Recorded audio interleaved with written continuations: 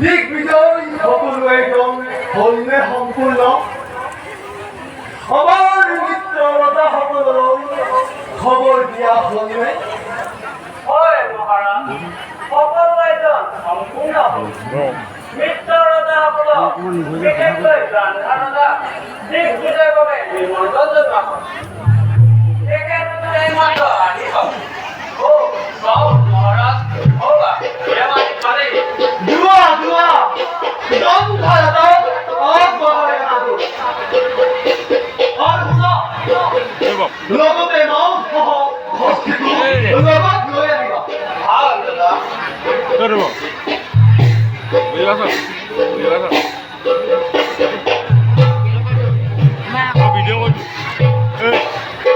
Video' কৰি ঘৰ বুজিবি লগাই ল'ম।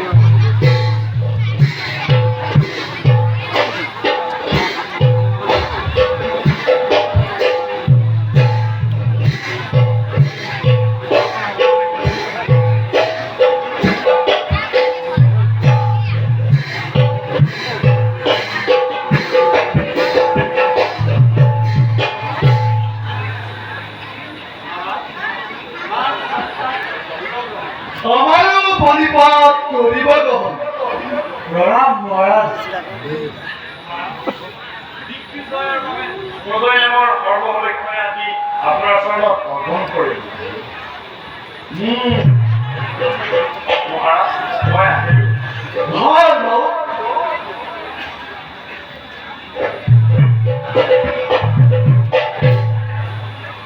ভাল বিদুৰ দাদা হস্তিৰ কপালত জয়পত্ৰ অলংকৃত কৰা। ভাল দাদা।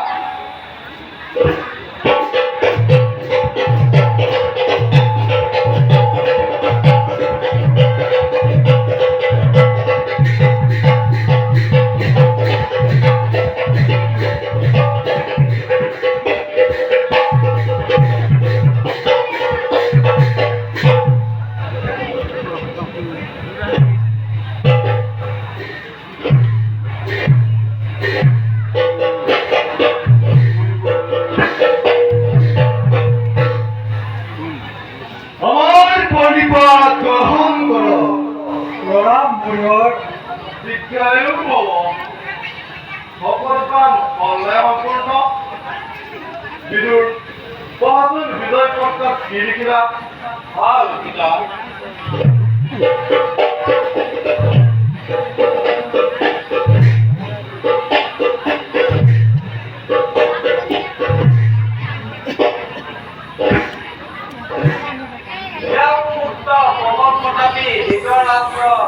ভাতৃ বিদুৰ আৰু গান্ধাৰ মুখে সকলোলৈ যাত্ৰা আৰম্ভ কৰিছে।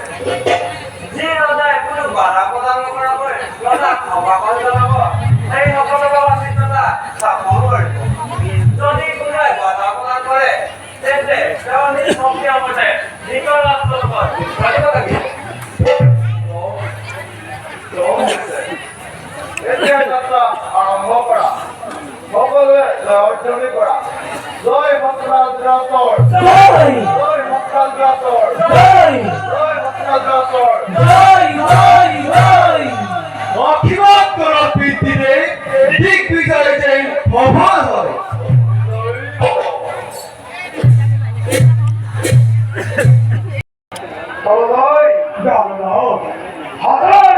ঋষি আৰু লক্ষজন ব্ৰাহ্মণৰ ধীৰ গতি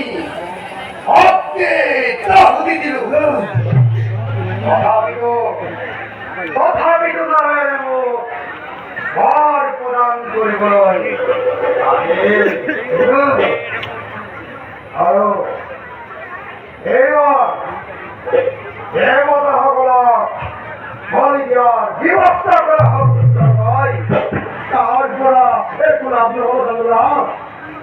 আপুনি তোৰ লৈ যোৱা শুনিলে কাৰ কোনো ব্যৱসায় নাৰায়ণ বা শিৱৰ আশ্ৰয় ব্ৰহ্মৰ আশ্ৰয় নলয়।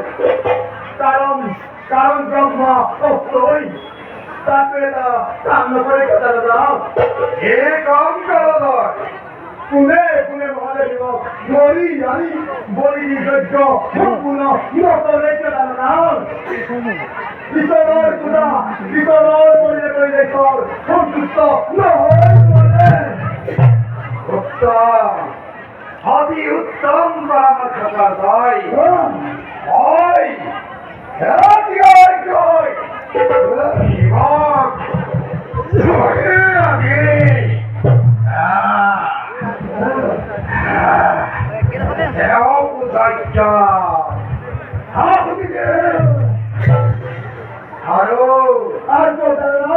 ভগৱতী নদীৰ পানী যেতিয়া ৰক্তেৰে ৰঞ্জিত হব তেতিয়া চাম নাৰায়ণে মোক ৰক্ত ভৰ দিবলৈ নাহে নাহে দিবলৈ এতিয়া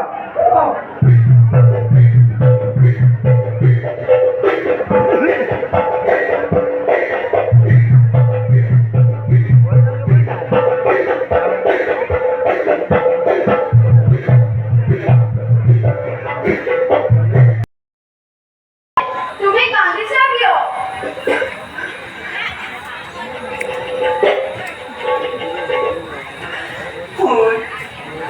পিতাৰে আমাকে আৰু বধ কৰিবলৈ পঠাইছে। আই নহয় আই পিতাই সেই কাম কেতিয়াও নকৰে হয়নে সেনাপতি এই কথা সঁচানে? এই কথা সঁচা কুমাৰ কিন্তু কিন্তু কিয় মোক পিতাৰ ওচৰলৈ যাবলৈ দিয়ক সেনাপতি। যোৱা কোনো প্ৰয়োজন নাই তুমি নপক্ষ কোৱা কাৰণে ৰাজ্যত অমগল হৈছে তোমাৰ বধ কৰিবলৈ ৰজাই আদেশ দিছে আৰু মোৰ আই তোমাক জন্ম দিয়াৰ বাবে তোমাৰ আই দুখী মই নপুংসক হ'লো এয়া মোৰ দুৰ্ভাগ্য ইয়াত মোৰ আই কিন্তু সেনাপতি মোক বধ কৰি এতিয়া মই ভালে থাকে তেনে মোক মাৰক কিন্তু মোৰ আইক নামাৰিব সেনাপতি মই আপোনাৰ চৰণত ধৰিছো। নাই মই তেনে একো কৰিব নোৱাৰো মই ৰাজ্য পালনৰ বাবে মই কৰিবলৈ বাধ্য হ'ম নালাগে নালাগে সেনাপতি মোক জীয়াই ৰাখিব নালাগে মোৰ শুনক বধ কৰাৰ পাছত মই আৰু এদিন জীয়াই নাথাকো।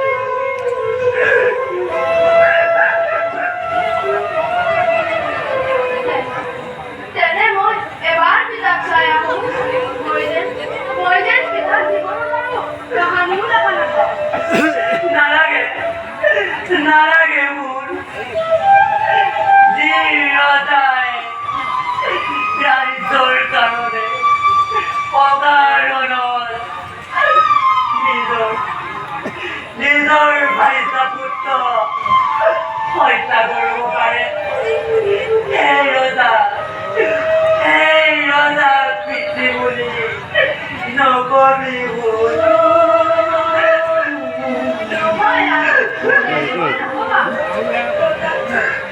পিতা মোৰ পিতা হ'লেও তেওঁ এজন ৰজা ৰজাই ৰাজ্যৰ কথা ভাবিবই লাগিব আই। হাই বিধাতা কিয় তুমি ইমান নিষ্ঠুৰ কৰা ইমান জ্ঞানী মোৰ কিয় তুমি বিকলাঙ্গ কৰি জন্ম দিলা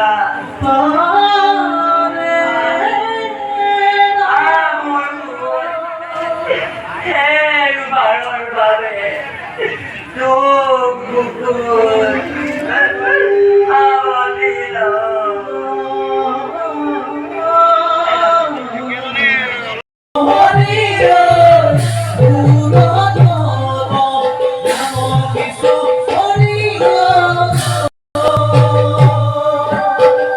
Devo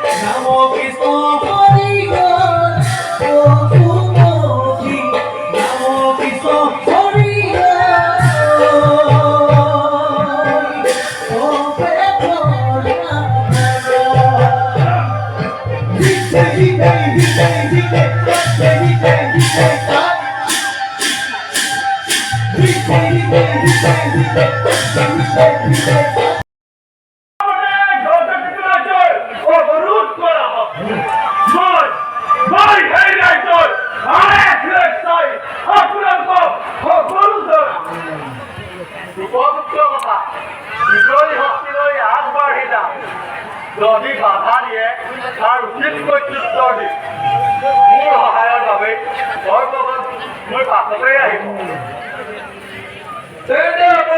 জয় মহাৰাজ